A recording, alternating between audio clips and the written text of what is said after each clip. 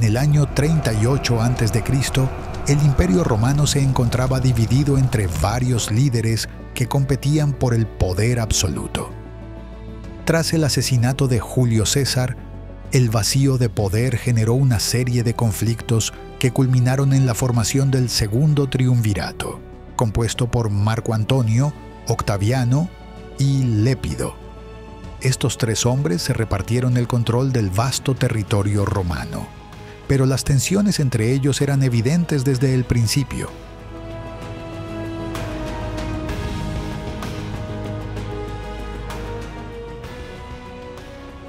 Marco Antonio recibió el control de las provincias orientales del imperio, una región rica y estratégicamente importante.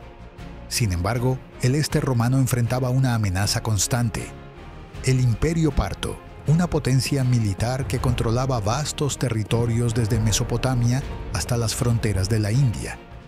Los partos habían demostrado su capacidad militar años antes, cuando aniquilaron las legiones de Craso en la batalla de Carras, una de las derrotas más humillantes en la historia romana. En el año 40 a.C., los partos aprovecharon las guerras civiles romanas para invadir las provincias orientales.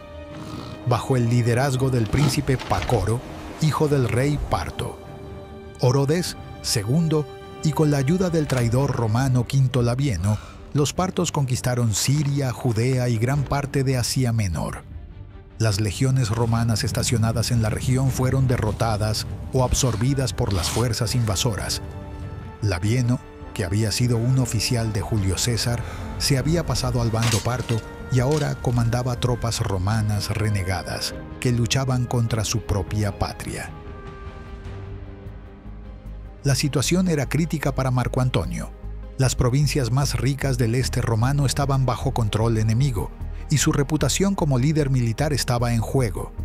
Sin embargo, Antonio se encontraba ocupado en otros asuntos políticos y no podía dirigir personalmente una campaña contra los partos. Así que decidió enviar a uno de sus más capaces generales, Publio Ventidio Vaso. Ventidio era un hombre de orígenes humildes que había ascendido en las filas militares gracias a su talento y experiencia. Había servido bajo Julio César durante las guerras galias y posteriormente se había convertido en un leal seguidor de Marco Antonio. A pesar de no provenir de una familia aristocrática, Ventidio había demostrado ser un estratega brillante y un líder respetado por sus tropas. En el año 39 a.C., Ventidio llegó a Asia Menor con un ejército de 11 legiones. Su primera tarea era reconquistar los territorios perdidos y expulsar a los invasores partos. El general romano comenzó su campaña derrotando a Quinto Labieno en una serie de enfrentamientos.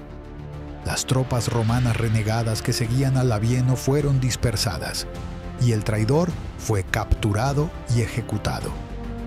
Esta victoria inicial restauró parte del prestigio romano en la región y demostró que los partos no eran invencibles. Después de asegurar Asia Menor, Ventidio marchó hacia Siria, donde el príncipe Pacoro había establecido su base de operaciones. Los partos controlaban la región con un ejército considerable, que incluía su temida caballería pesada, conocida como catafractos.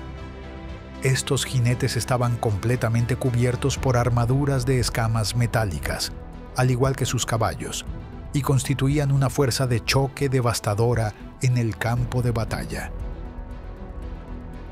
Además, los partos contaban con arqueros montados extremadamente hábiles que podían disparar flechas mientras cabalgaban a gran velocidad, incluso mientras huían del enemigo, una táctica conocida como el tiro parto. Ventidio era consciente de las tácticas partas y de sus fortalezas militares. A diferencia de Craso, quien había subestimado al enemigo años antes, el general romano estudió cuidadosamente las debilidades de los partos. Sabía que su caballería era formidable en terreno abierto, pero menos efectiva en terrenos montañosos o accidentados. También comprendía que los catafractos, a pesar de su poder destructivo, eran lentos y vulnerables si se les aislaba de su infantería de apoyo. En el año 38 a.C., Ventidio estableció su campamento cerca del Monte Gíndaros, una elevación estratégica en la región de Siria. El general romano eligió deliberadamente esta posición elevada para neutralizar la ventaja de la caballería parta. Desde las alturas, sus legiones tendrían una mejor posición defensiva y podrían repeler las cargas de los catafractos con mayor efectividad. Pacoro, confiado en la superioridad de su caballería, decidió atacar la posición romana. El príncipe parto había obtenido varias victorias en los años anteriores y subestimó la capacidad de Ventidio para adaptar sus tácticas. Los partos marcharon hacia el Monte Gíndaros con la intención de destruir el ejército romano y consolidar su control sobre Siria. Ventidio organizó sus legiones en formación defensiva en las laderas del monte. Las cohortes romanas formaron líneas compactas con sus escudos entrelazados, creando una barrera casi impenetrable. Los legionarios estaban equipados con sus característicos pilum, lanzas pesadas diseñadas para penetrar armaduras y escudos, y con sus gladius, espadas cortas ideales para el combate cerrado. El general romano también posicionó a sus auxiliares, tropas de apoyo reclutadas de las provincias, en los flancos para proteger las posiciones principales. El ejército parto se acercó al pie del monte y comenzó su ataque. Los arqueros montados iniciaron el combate lanzando oleadas de flechas contra las líneas romanas. Sin embargo, las formaciones compactas y los grandes escudos rectangulares de los legionarios, conocidos como scutum, ofrecían una protección considerable. Las bajas romanas por el fuego de flechas fueron limitadas. Pacoro ordenó entonces que sus catafractos cargaran contra las posiciones romanas. Los jinetes pesados avanzaron cuesta arriba, pero el terreno montañoso dificultaba su avance. Los caballos, cargados con el peso de las armaduras, perdían velocidad y maniobrabilidad en la pendiente. Cuando los catafractos alcanzaron las líneas romanas, fueron recibidos por una lluvia de pilum. Las lanzas pesadas penetraron las armaduras de escamas y derribaron a numerosos jinetes y caballos. Los legionarios romanos mantuvieron su formación mientras los catafractos intentaban romper sus líneas. Los jinetes partos, atrapados en la pendiente y sin espacio para maniobrar, no podían aprovechar su velocidad ni su poder de choque. Los soldados romanos, entrenados para luchar en formaciones cerradas, rechazaron las cargas enemigas una tras otra. Ventidio observaba el desarrollo de la batalla desde una posición elevada. Viendo que los partos estaban comprometiendo cada vez más tropas en el ataque frontal, decidió ejecutar su plan. Ordenó que sus unidades de caballería y auxiliares, que había mantenido en reserva en los flancos, atacaran los costados del ejército parto. Esta maniobra envolvente tomó completamente por sorpresa a Pacoro y sus comandantes. Los partos, que habían concentrado sus fuerzas en el ataque frontal, se encontraron repentinamente atacados desde múltiples direcciones. La formación parta comenzó a desintegrarse bajo la presión de los ataques coordinados romanos. Los arqueros montados, que dependían de su movilidad, quedaron atrapados entre las unidades romanas y no pudieron maniobrar efectivamente. La batalla se convirtió en una carnicería. Los catafractos, aislados y rodeados, fueron masacrados por los legionarios romanos.